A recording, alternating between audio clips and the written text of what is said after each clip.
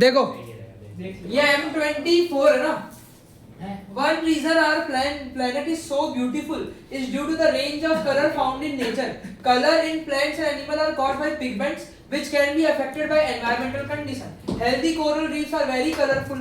The color of coral comes from the microscopic plant-like organism called algae that lives on that coral. Increased water temperature will impact the algae living on coral. As the temperature increases, the algae will leave, okay, resulting in the coral becoming white. तो जब तक algae है तो colour है, अगर temperature बढ़ेगा तो algae चले जाएंगे उसकी सरफेस पे से और जो कोरल है वो क्या हो जाएंगे, white हो जाएंगे. मतलब white ही होते हैं. हाँ, तो algae कैरी आउट फोटोसिंथेसिस है ना, algae तो वही फोटोट्रॉपिक होते हैं, ऑटोट्रॉपिक होते हैं. तो अरे बेटा एक minute, to produce glucose which is used to, वही रिमोट से जो भी कर रहे हैं मत करो, which is used for food by the coral. The word equation for photosynthesis इतना बोलो. 6H2O 6CO2 gives 1 CCH2O6 और 6O2. सही है ना? ऐसा ही होता है ना? खाके ना तो बोलो. बोलो OH फंक्शनल ग्रुप. हाँ जी. अल्कोहल. OH का फंक्शनल ग्रुप जो है इधर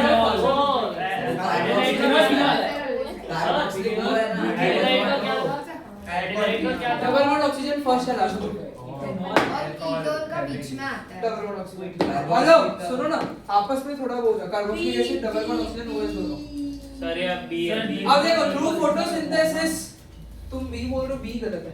through photosynthesis and algae also provide coral with oxygen. तो O2 तो डबल बॉन्ड ऑक्सीजन होता है. सी डबल बॉन्ड ऑक्सीजन होता है. तो 6 इलेक्ट्रॉन तो नहीं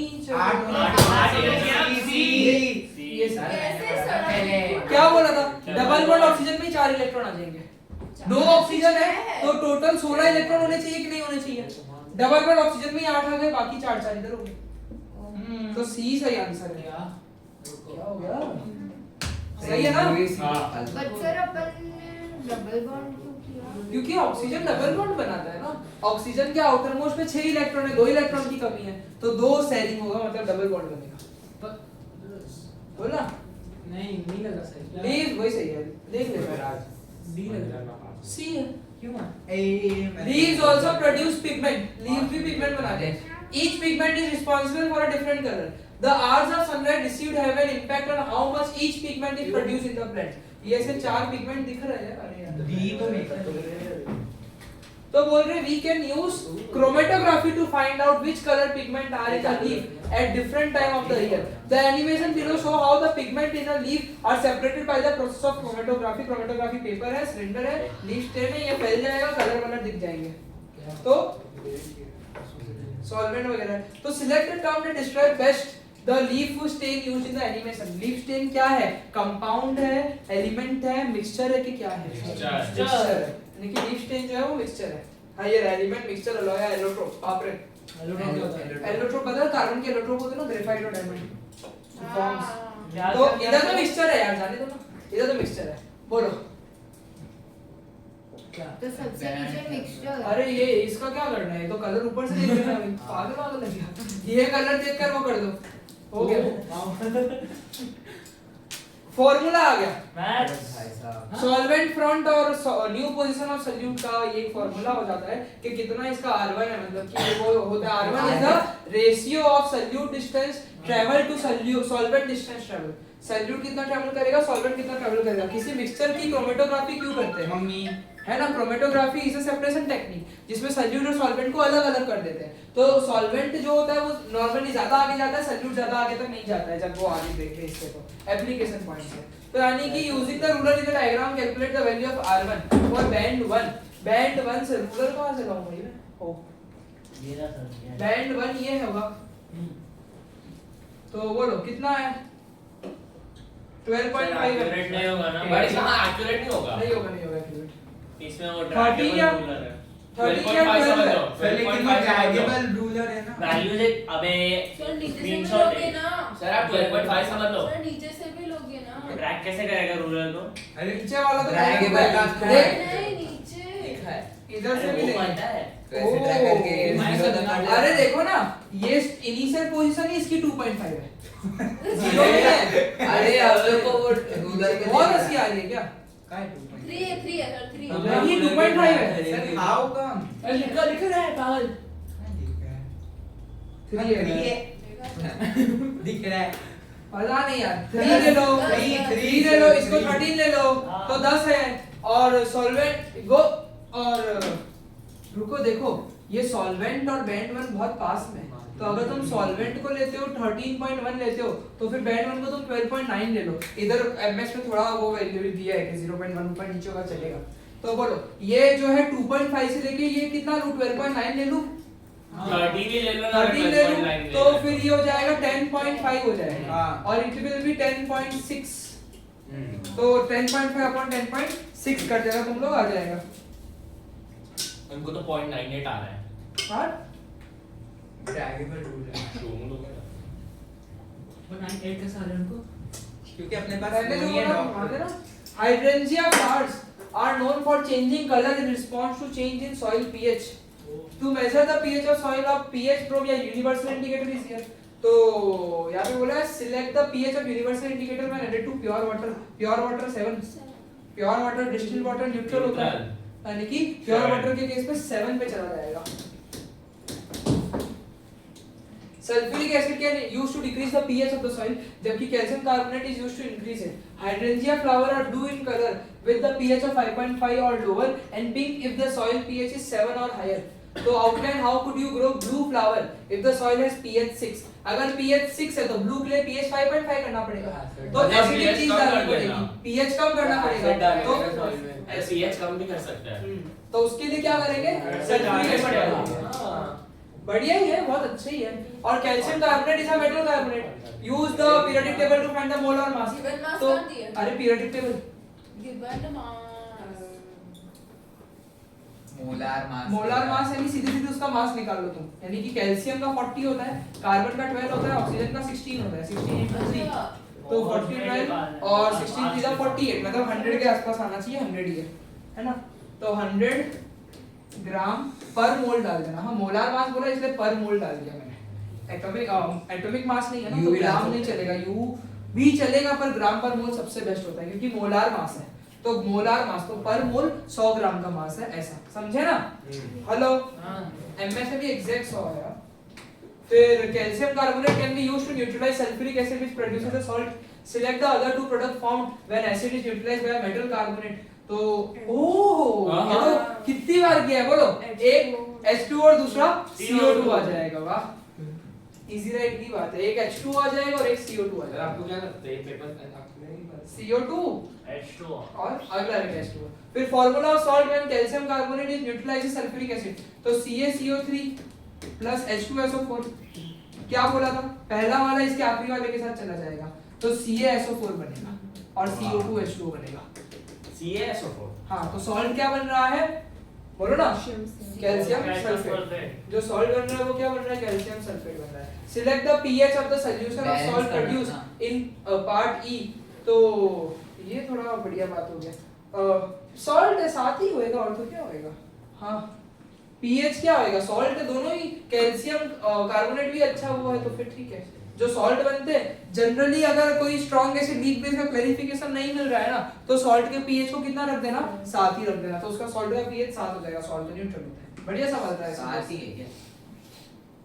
Some farming technique may have significant impact on nature and can change environmental condition. The image below shows a tractor working on a farm. The heat generated by the engine in a tractor causes nitrogen and oxygen from the air to react to produce nitrogen monoxide as an emission. Heat देने से reaction तो होता ही है तुमको पता ही है अच्छा heat दोगे तो फिर रिएक्शन हो जाएगा तो यानी कि नाइट्रोजन और ऑक्सीजन जो है वो क्या बना देते हैं नाइट्रोजन मोनोऑक्साइड बनाते हैं मतलब NO बनाते हैं काइंड ऑफ तो write down the balance chemical reaction of carbon monoxide is form बोलो N2 ये फंसाने वाली बात है नाइट्रोजन क्या होता है N2 और oxygen O2 it gives NO monoxide है तो 2 लगा दो बैलेंस हो गया सही है ना 2 लगा दोगे तो बैलेंस हो गया खत्म हो गया N2O2 H2 I2 Br2 ये सारी बातें ध्यान रखना अब बोल रहे हैं in the box below draw diagram showing arrangement of particles in a gas भाई दूर-दूर बना देना है ना इसको रैंडमली बना देना हाँ एकदम रैंडमली दूर-दूर बना देना पास मत बनाना दूर बनाना गैस में तो दूर होता है ना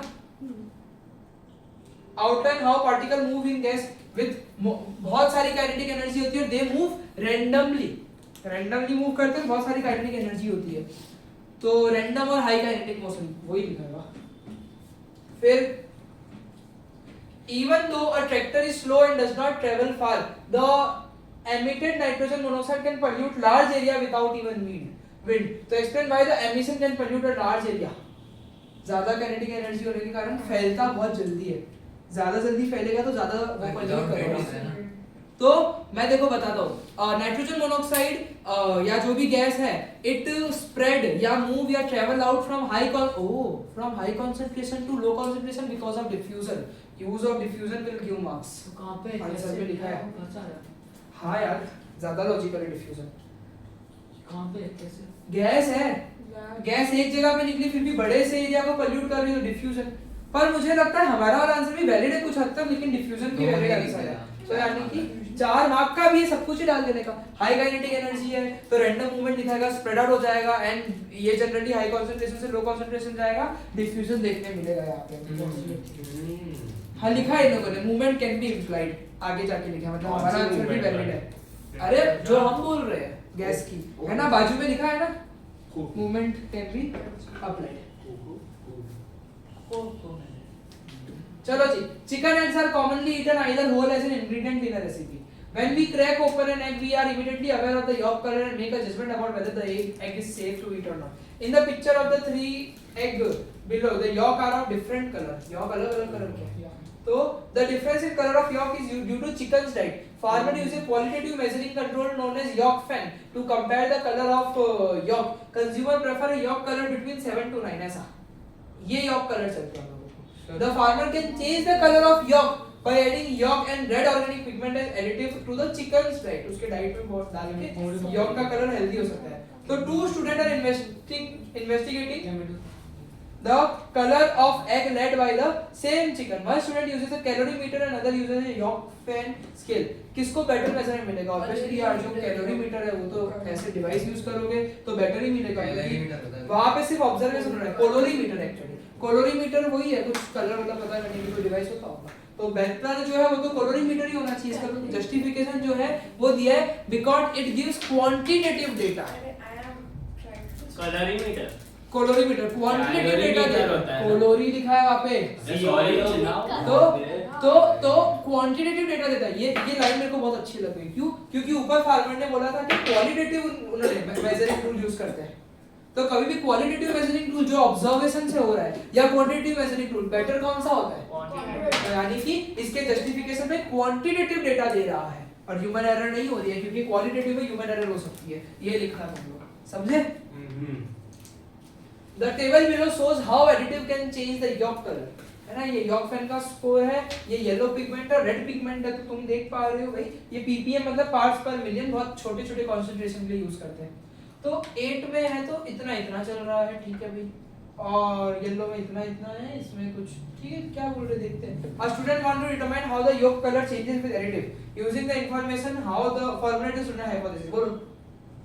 What if the हाइपोथेसिस है। so if the highest pigment If we are going to add more The amount highest of yellow yolk fan pigment or score red is pigment, then the yellow then will the- also be the highest. then but the yolk if fan the score red is going to be very high. तो if concentration of red pigment or yellow pigment is increased, then the yolk color will become darker या deeper, या it will be more orange, या it will be closer to 16 on the yolk fan scale because the pigment changes the color of the मेरा yolk. Question है, ठीक है? इसमें yolk fan independent variable और yellow pigment और red pigment है ना?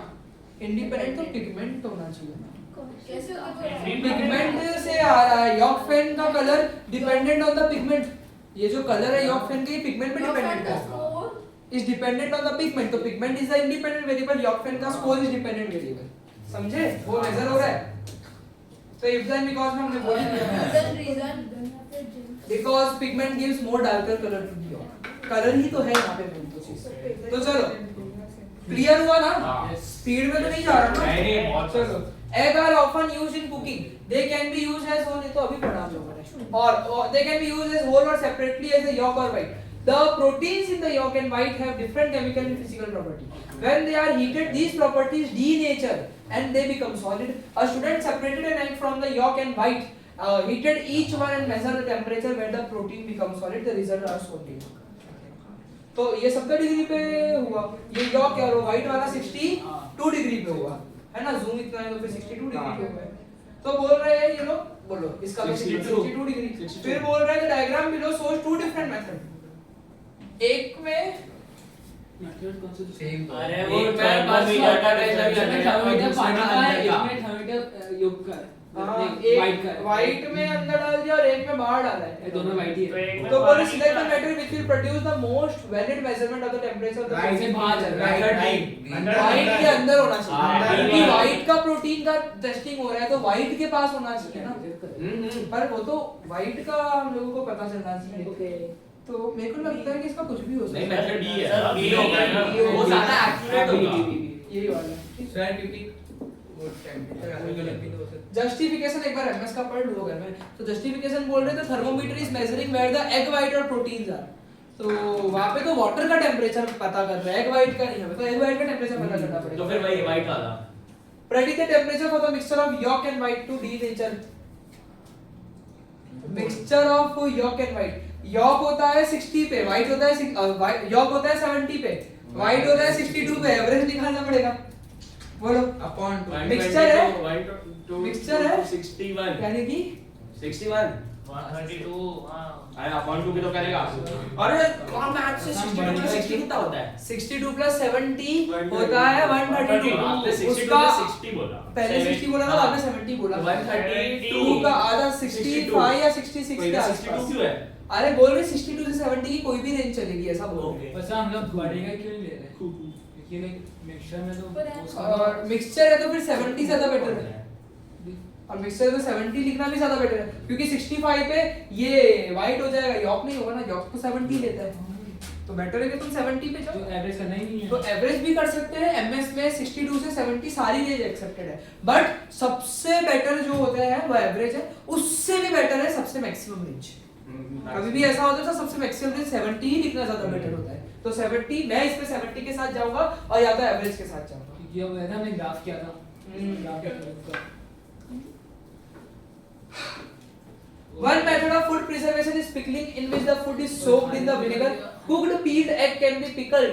While pickling, care has to be taken that the white of the egg stays tender and the yolk keep its yellow color.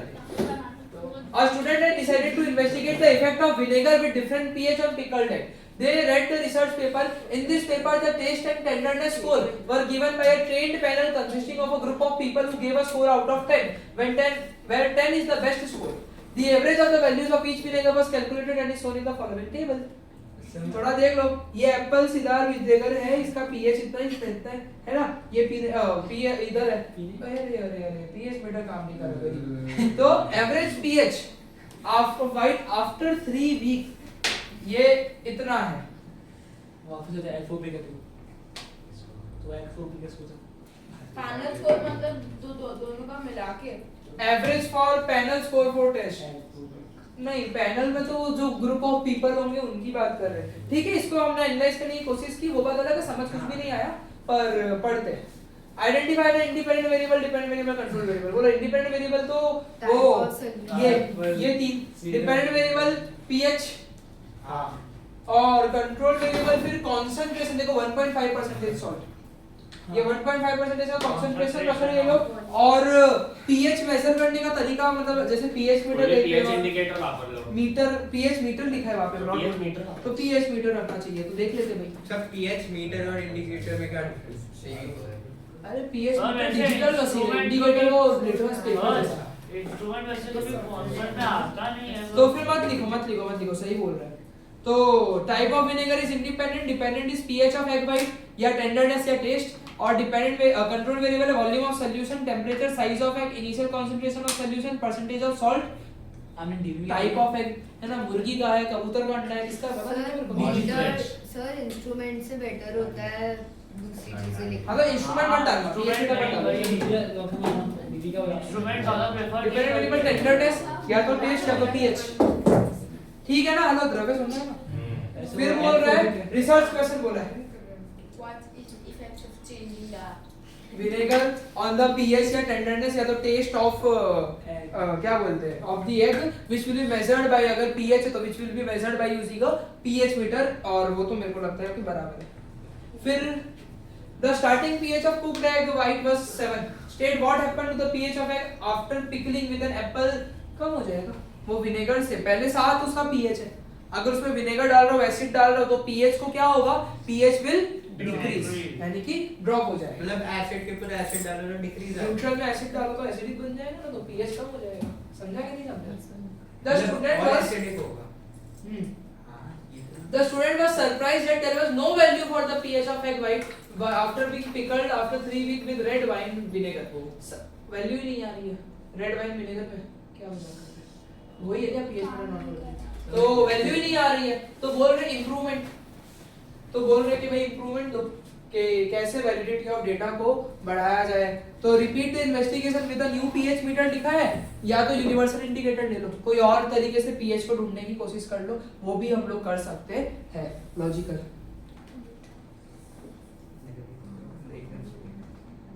चलो जी थोड़ा सा बैठ जाता हूँ। ketone? Vitamin C is essential nutrient without which the body cannot function, and the stability of vitamin C structure is dependent upon environmental conditions such as temperature and oxygen availability. In the presence of oxygen, vitamin C oxidize हो जाता है और टूट जाता है, और structure of vitamin C हमें यहाँ पे दिया हुआ है।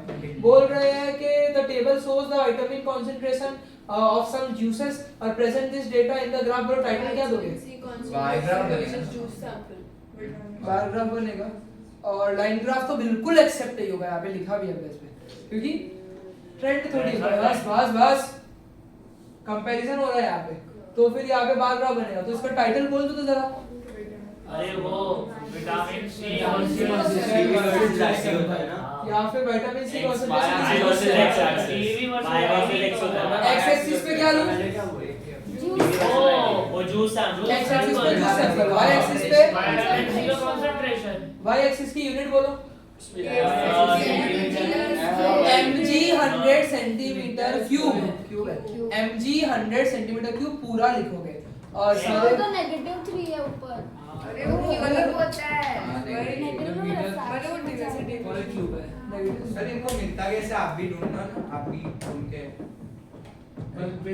Oranges are a good source of vitamin C and are recommended as a part of healthy diet. Orange juice are extracted from the pulp, और peel reduces gas exchange, pulp rich in vitamin C. और बोल रहा student was interested in determining if the vitamin C concentration of orange juice changes over time when kept in fridge at 4 degrees Celsius over a period of 3 weeks. The following 3 oranges were tested: fresh orange juice that had been heat treated to 70 degree और carbon dioxide से treat किया to remove some of the oxygen. Sir एक चीज बताओ, 70 degree के अंदर पूरा खत्म नहीं हो जाएगा जो भी है देखते कुछ आगे, बचेगा ही नहीं। देखते, ज्यादा सोचने का नहीं, सवाल अलग हो जाते हैं। तो effect of time on the vitamin juice concentration of fresh orange juice, heat treated और ऑरेंज जूसेस वो ठीक है, ये ऐसा कुछ है। Identify which juice has the lowest vitamin C concentration, heat treated. Justify oxidation हो गया होगा भाई खाने पीने की चीजों का, ऑक्सीडेशन में क्या हुआ है? नहीं वो विटामिन सी ड्राई हो गया होगा। Vitamin C is broken down at high temperature, ऊपर था ना वो लिखा है लोगों ने, वाह कनेक्टेड है।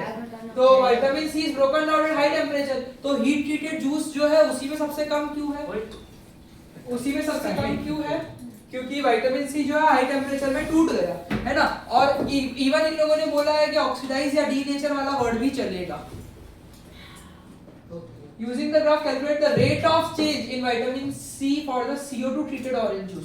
तो rate of change मतलब एक दिन में कितना हुआ, CO2 treated वाला ब्लू है ना, तो बोलो इनिशियली कितना था, इनिशियली 0 था, 350 था भाई, मेरे भाई एक्सिस पे देखा 375 था, और बाद में कितना हो गया सर 350। तो इसके लिए रेट ऑफ चेंज मतलब चेंज कितने का होगा, 25 का 25/21 करना पड़ेगा ना, क्योंकि 25/21 करना पड़ेगा, क्योंकि 21 दिन तक का एक्सपेरिमेंट है, तो 1.19 आ जाएगा, ठीक है। सर लेकिन अपॉन पे किया रेट ऑफ चेंज, रुको एक बार सवाल पढ़ो। Calculate the rate of change in vitamin C, rate of change मतलब यहाँ पे डे के हिसाब से, जैसे एक्सीलरेशन की डेफिनेशन क्या थी, rate of change in velocity into 100 किया था नहीं, सेकंड लॉ क्या था, rate of change of momentum into 100 किया था। तो मतलब साइंस में रेट के लिए इनटू 100 हम नहीं कर रहे हैं, वो तो मैथ्स में कर रहे हैं, तो फिर इसमें भी नहीं किया मैंने। तो ग्राफ से देखो CO2 वाले का ब्लू लाइन है तो 375 350 हुआ तो 25 का चेंज है अपॉन 21 21 दिया है। रेट में अपॉन टाइम होता है कभी भी, रेट मतलब मैंने हमेशा फिजिक्स में बताया कि अपॉन टाइम होता है, तो टाइम 21 दिन का है तो 21 दिन समझे, तो 1.19 पर डे के हिसाब से आ जाएगा। The student made the following hypothesis, if orange juice if whole orange is left for number of week, vitamin C concentration decrease हो जाएगा क्योंकि vitamin C ऑक्सीडाइज हो जाएगा। ऑक्सीडाइज है ना, सब ऐसे तो लिखा कि हाँ लिखा था। सही बात है। एक बार ऊपर पढ़ो ना, एक बार बस ऊपर पढ़ना, अगर ये फोटो पढ़ी है तो समझ जाओगे। पील reduces gas exchange, इसका मतलब छिलका जो है जब तक छिलका ऑरेंज पे लगा हुआ है, जब तक छिलका ना ना ना ना ना जब तक वो पील यानी छिलका ऑक्सीजन पे लगा हुआ है ना तब तक गैसेस एक्सचेंज नहीं होगा। ऑक्सीडाइज होने के लिए गैसेस एक्सचेंज होना जरूरी है, हाइपोथेसिस गलत है। छिलके में भी एसिड होता ही है ना। एप्पल क्यों फिर सड़ जाता है? अरे क्योंकि वहाँ का पील अलग है और ऑरेंज का पील अलग है। वो थिक होता है ऑरेंज। हाँ। बट छिलके में भी तो एसिड होता समझा है नहीं क्या बोल रहे सब हो। मतलब ऑरेंज का पील सर सिल्वर है। तो इन्होंने बोला है, अरे पर इन लोगों ने बोल रहे हैं विटामिन सी की बात कर रहे हैं, एसिड की बात नहीं कर रहे। तो whole orange is left for number of week, whole orange है, पील्ड ऑरेंज नहीं है। होल ऑरेंज मतलब छिलके लगे हुए उस पे भी कितने भी दिन रख लो, विटामिन सी को कुछ नहीं होगा, सड़ जरूर जाएगा पर विटामिन सी के कंसंट्रेशन को कुछ भी नहीं होगा क्योंकि ऑक्सीडाइज होगा तभी उसका कंसंट्रेशन चेंज होगा। अब ये बोल रहे हैं विटामिन सी ऑक्सीडाइज हुआ है पर ऐसा तो हुआ ही नहीं है क्योंकि वो जो पील है इट रिड्यूसेस गैसेस एक्सचेंज, वो ऊपर स्टेज हुआ ना, मतलब नहीं ही होगा, नहीं ही होगा। थोड़ा यहाँ पे सर मतलब गैस के फॉर्म में अपनी बॉडी एंटर करता है वो, अपन खाते हैं तो ऑरेंज गैस होता है। ऑरेंज के अंदर विटामिन सी होता है, वो विटामिन सी ऑक्सीडाइज कब होगा जब ऑक्सीजन का आना जाना होगा, मतलब इवेपोरेट हो जाता है। वेपराइज हो जाता है। और मैं कंफ्यूज हो रही हूँ। तो एमएस खोल के बैठा है ना, नहीं ऊपर अभी लिखा था उसमें कि डू नॉट एक्सेप्ट इवेपोरेट या वेपराइज। भाई मैंने देखी नहीं। तो क्या कहता है? ऑरेंज जूस है उसके अंदर विटामिन सी है। क्वेश्चन पेपर खोल के बैठा। हाँ अब वो ऑक्सीडाइज हो गया ऐसा ये बोल रहे हैं होल ऑरेंज के केस में, लेकिन नहीं पील तो क्या करेगा, वो तो गैसेस एक्सचेंज होने नहीं देगा तो ऑक्सीडाइज नहीं होगा, खत्म ना। ऑरेंज गैस है बट अगर अच्छा ऑक्सीडाइज होगा तो वो विटामिन सी का चेंज हो कंसंट्रेशन जाएगा। सर यहाँ पे Sorry, do not invalid accept evaporate और किल्ड है। क्यों कंफ्यूज हो रहा है? इनवैलिड होगा ना ऑप्शन से का ही मतलब क्या कर रहा है? इनवैलिड है, आंसर पढ़ना हुआ the vitamin C will not be oxidised या फिर ऑक्सीडाइज एज मच, क्योंकि रेड्यूस वर्ड था ना तो ऑक्सीडाइज एज मच लिखा है, because the pulp is not exposed to oxygen or due to protective layer of peel, therefore invalid. Okay ये सानवी फिर देखो cans can use to extend the shelf life of the food they contain. The four main material currently used in the can production are steel, tin coated steel, chromium coated steel and aluminum. These materials are known to react with acid soft drinks. Oh हाँ तो करेंगी ना। और the packaging company has developed a new alloy called CanX aimed at soft drink market. So design and investigation to determine the best material to make the soft drink container. You are क्या हुआ? Aluminium You are provided with standard laboratory equipment, sample of each material, sample of soft water drink or soft water drink. In your answer, should include बोलो independent variable गलती बोलो. कैनेक्स material type of material. DB बोलो dependent variable. DV वो करो acid और metal के reaction में गैस निकलती है कि नहीं निकलती है? नहीं हाइड्रोजन। तो इन्होंने भी लिखा है amount of bubble produce, gas के बबल्स बना देंगे सोप सॉल्यूशन से पास करा दो, या फिर इन्होंने लिखा है चेंज इन पीएच जो कि इतना लॉजिकल नहीं है, या तो चेंज इन मास, ये हो सकता है रिएक्ट हो जाएगा तो मास में असर आएगा। अमाउंट ऑफ गैस इसका हाइड्रोजन दिया गैस है। रिलीज्ड बबल्स लिख देना amount of Salt gas formation. Bubbles. Sir ये वाला वापस इसका गैस जस्टिफिकेशन बबल्स किसमें? अभी जो आप बोले अरे एसिड है ना सॉफ्ट ड्रिंक में और मेटल के ये है तो मेटल और एसिड हाइड्रोजन गैस रिलीज करते ना सॉल्ट प्लस हाइड्रोजन, तो हाइड्रोजन गैस के कितने बबल्स रिलीज हो रहे हैं उससे पता कर लूंगा भाई रिएक्शन हो रहा है कि नहीं हो रहा है। तो बबल्स निकल रहे तो बेटर नहीं है, नहीं निकल रहे तो बेटर है वो, जैसे वो कैनेक्स वाला सर हमने बोला था एसी करता ना जिसका रिमोट बंद गर्मी बंद हो कर रही देना, है। सही वही कर क्या सोप सॉल्यूशन में से पास कर वो मुझे मैं कर और ना कर में गर्मी तो हो रही है देख तू क्या बैठे बैठे बंद नहीं कर सकता है क्या अरे बंद थोड़ी ना करना अरे मत कर यार अभी 8 घंटे आ एक घंटे गए पहले गया था मेरा टेंपरेचर बढ़ा चलो the global human population has increased from 6 billion to 9 billion in the last 20 year. अभी कितनी है? 8 मिलियन मैं Shift हो गया है तो 1 बिलियन को क्या The availability of land to produce food to sustain this increasing population need to be addressed before we run out of time. According to a study carried out in 2014, at least 20% of all the land used to grow crops is affected by the increased salinity of the water that is used for irrigation. है ना 20% of the land जो crop use कर रहे हैं वो affect हो रहे due to increase salinity of water. तो salinity in water is caused by dissolved salt such as sodium chloride and is determined by measuring water's electrical conductivity. तो outline why electrical conductivity can be used to determine salt conductivity. Ions मैंने क्या बोला था chemistry में ions dissociate यानी कि dissociate हो जाएंगे सॉल्ट प्रेजेंट है तो आयंस प्रेजेंट होंगे तो इलेक्ट्रिसिटी कंडक्शन सबसे बेस्ट। मतलब समझा नहीं फ्री नहीं, आया बता। सॉल्ट देखो आपको तो हम इन्होंने बोला है भाई वो सॉल्ट कंटेंट पता करना है तो इलेक्ट्रिकल कंडक्टिविटी क्यों टेस्ट कर रहे हैं?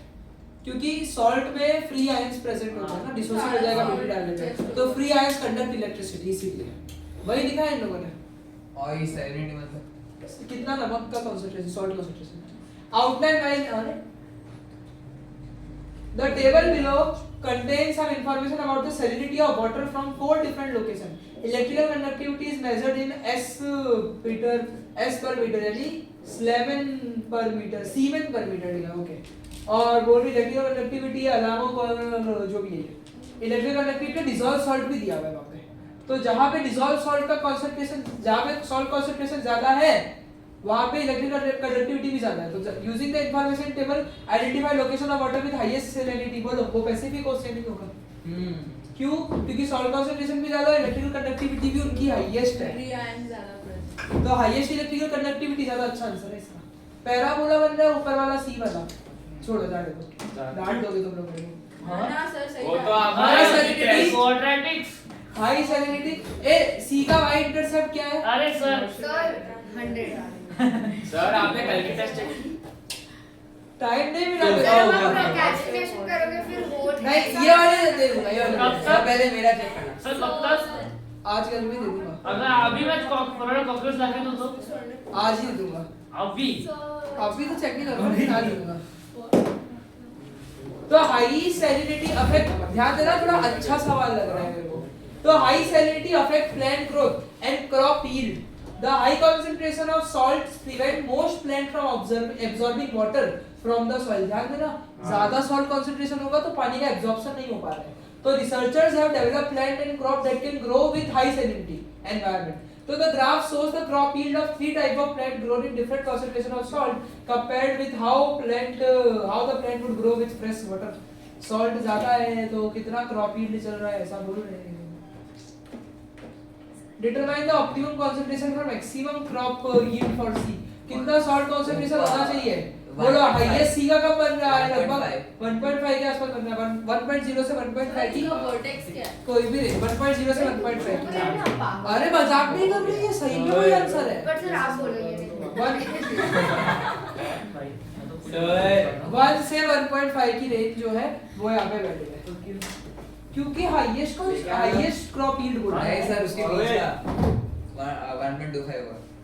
वो तो कोई भी बीच का होता है। सवाल पड़ा optimum concentration of salt for maximum crop yield. तो मैक्सिमम मतलब वर्टेक्स तो सी का वर्टेक्स के लिए एक्स कोऑर्डिनेट टेक कहां गया है? We will find the vertex of plant. Roots चाहिए कितने खुश हो रहे हो इसमें रूट्स कहाँ है अरे नहीं सानी मेरे तू को ओवरथिंक roots कर रही है। चाहिए। अबे चुप रह ना भाड़ में जाना एक मिनट जहां पे भी है बाद में जाना पहले क्लास में compare how salinity affect the percentage crop yield of plant A and B.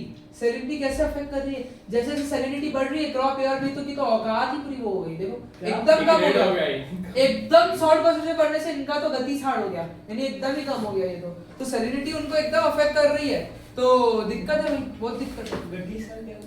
गति साड़ एकदम खराब हो गया। मोस्ट ये नहीं पढ़ूंगा हां क्यों पाई चार्ट अब हो गया खत्म ही हो अरे यार पढ़ना उधर कैसे हो गया वहाँ? डीसैलिनेशन यार मेरा वाला खत्म। हाँ, छोड़ो ये छोड़ो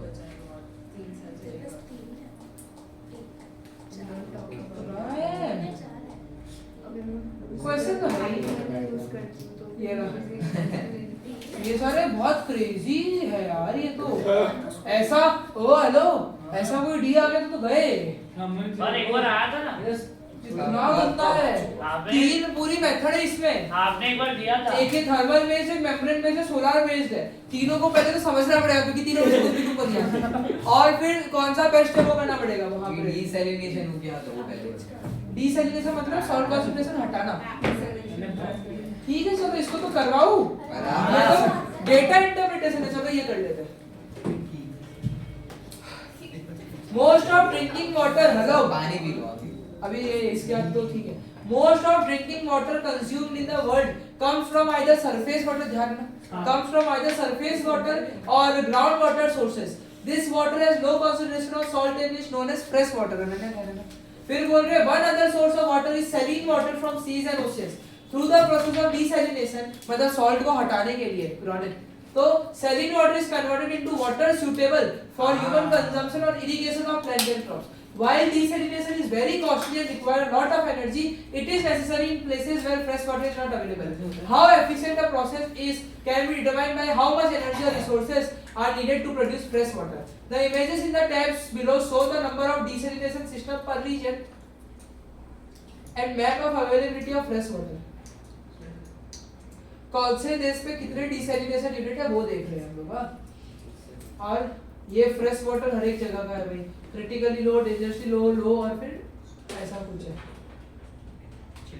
use the data in both the table and identify the region with highest number of desalination system in the world और justify why IH है क्या यार ये क्यों justify करूँ ये केस क्यों है बोलो highest desalination unit कहाँ है लैटिन अमेरिका कैरिबियन में क्यों क्योंकि वहाँ पे वो सी कैरिबियन सी है ना वहाँ पे तो उसका जो उसका सॉल्ट कॉन्सेंट्रेशन बहुत वो कैरिबियन सी का रहता है रेड सी भी वहाँ पे है ना नहीं और है अफ्रीका में तो Latin American Caribbean because it is surrounded by saline water hello it is surrounded by saline water ये इसका मेन पॉइंट है डेड सी तो इजराइल के बाद में अरे उधर भी है